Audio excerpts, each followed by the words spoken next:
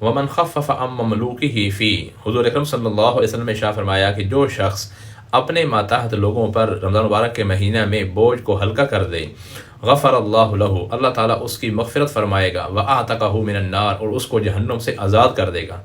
کتنا بہترین عمل ہے، لگتا چھوٹا ہی ہے کہ جو ہمارے ماتحت کام کرنے والے لوگ ہیں، ہمارے ملازمین، ہمارے گھروں کے کام کرنے والی عورتیں، ہمارے دکان کے کام کرنے والے ملازم، فیکٹری میں کام کرنے والے لوگ،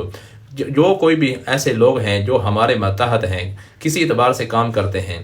تو ان پر رمضان مبارک کے مہینہ میں بوجھ ہلکا کرنا یہ اتنا بڑا اجر رکھتا ہے کہ حضور نے فرمایا اس سے بندے کی مغفرت ہو جاتی ہے، حتیٰ کہ بندے کو جہنم سے آزاد قرار دے کر جنتی اس کو لکھ دیا جاتا ہے۔ تو جب اتنا بڑا بدلہ مل سکتا ہے،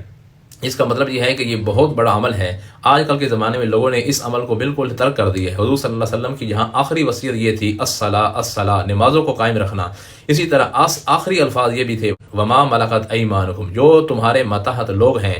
ان کے ساتھ بھلائی کرنا، ہمدردی کرنا، خیرخواہی کرنا، ان پر زیادہ بوجھ نہ ڈالنا۔ اس لیے ہمیں چاہیے کہ اس رمضان مبارک کے مہینہ میں اس نیکی کو بھی زندہ کریں، اس نیکی سے بھی اللہ تعالیٰ سے مغفرت لیں۔ اللہ تعالیٰ عمل کرنے کی توفیق نصیب فرمائے۔